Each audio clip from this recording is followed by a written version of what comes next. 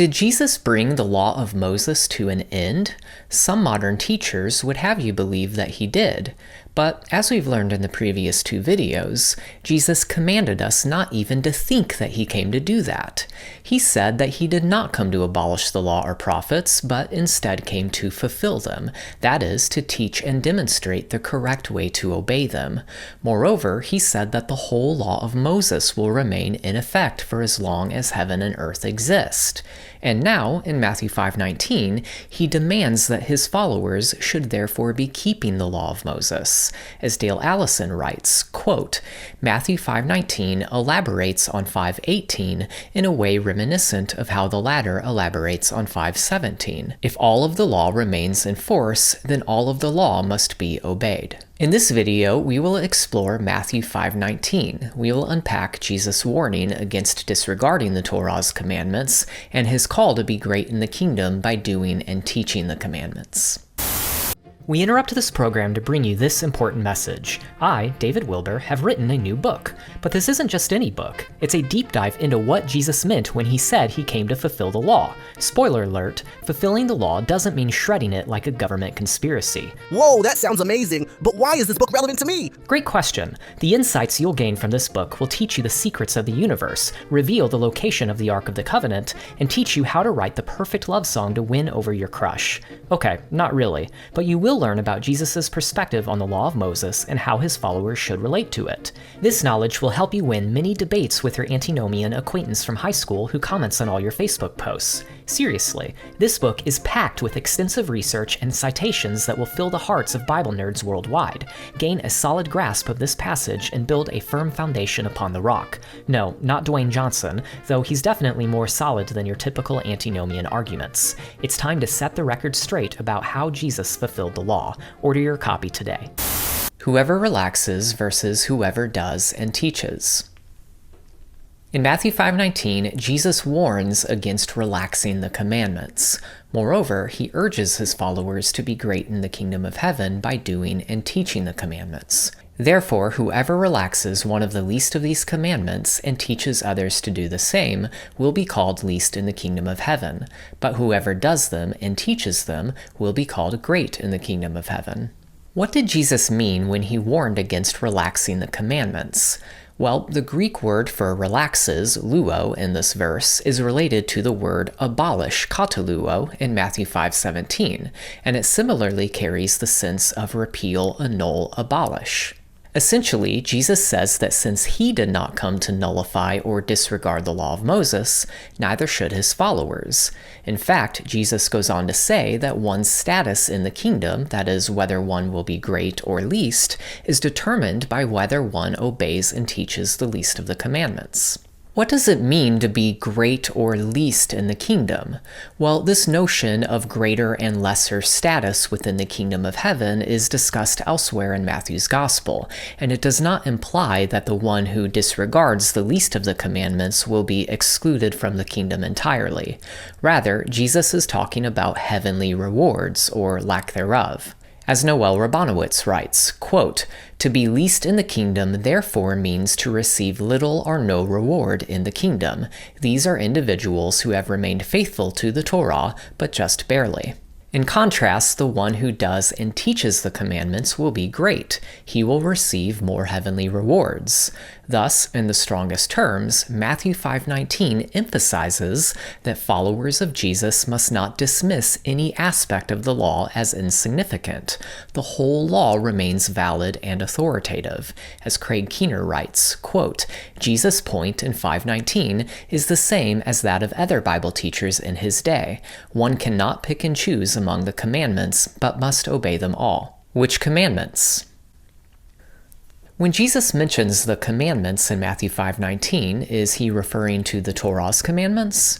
Well, a fringe minority of interpreters argue that the commandments to be obeyed and taught in Matthew 5:19 refer not to those found in the law of Moses, but instead refer to Christ's own commandments, which are supposedly different. In other words, Jesus is not urging his followers to obey and teach the Torah. He is urging them to obey and teach his own distinct commandments. However, the majority of scholars reject this interpretation, and for good reason.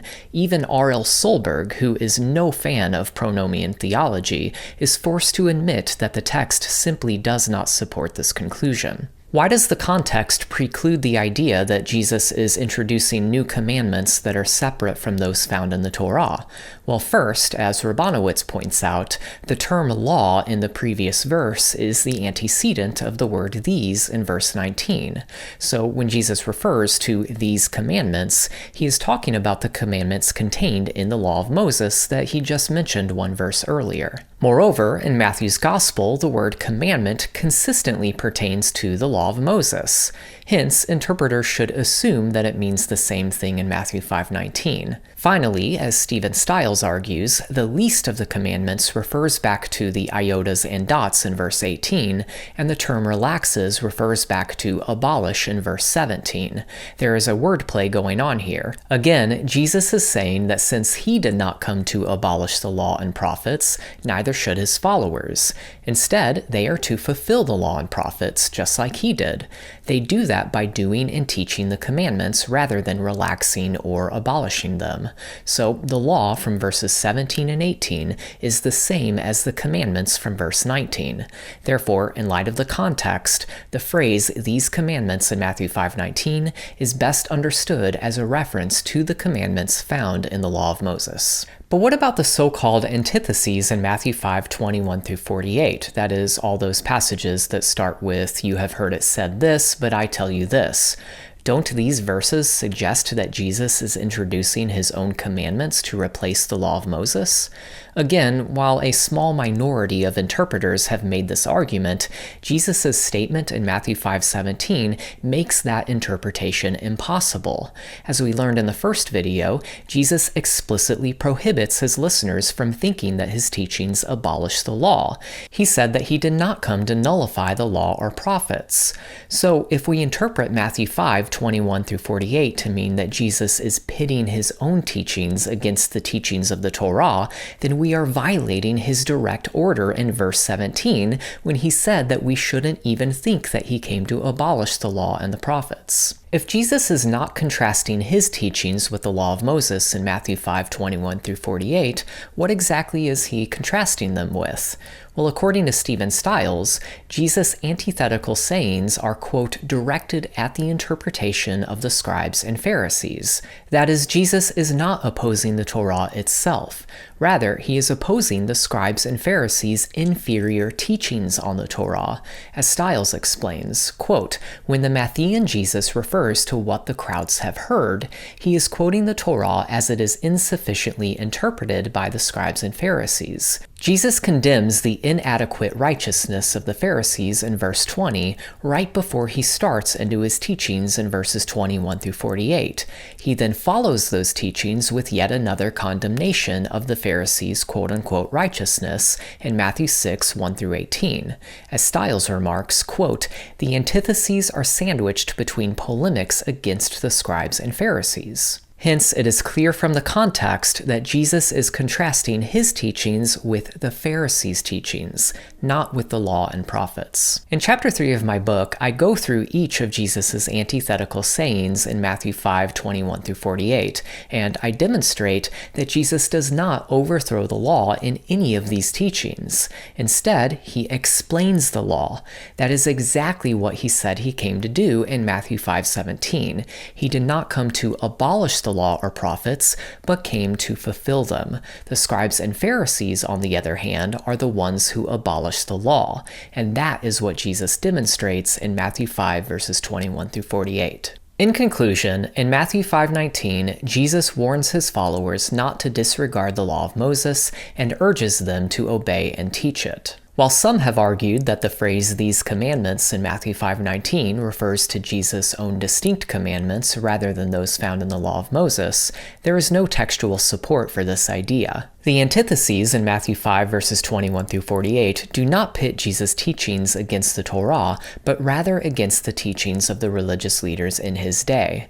Hence, Matthew 5:19 is a direct teaching from Jesus to obey and teach even the least of the commandments found in the law of Moses. In our next video, we will go through Matthew 5 verse 20, where Jesus demands that his followers surpass the righteousness of the scribes and Pharisees. I hope to see you there.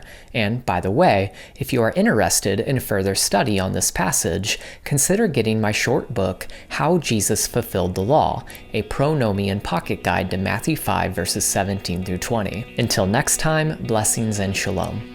Hey everyone, thank you for watching this video. If you liked it, please give it a thumbs up and don't forget to share your thoughts in the comments below.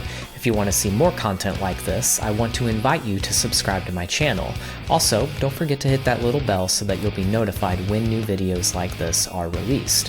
One last thing, be sure to connect with me on my website, davidwilber.com. There, you can find a ton of free resources like articles and videos, learn more about the books that I've written, and subscribe to my newsletter to ensure you never miss an update. Again, thanks for watching this video, and I'll see you next time.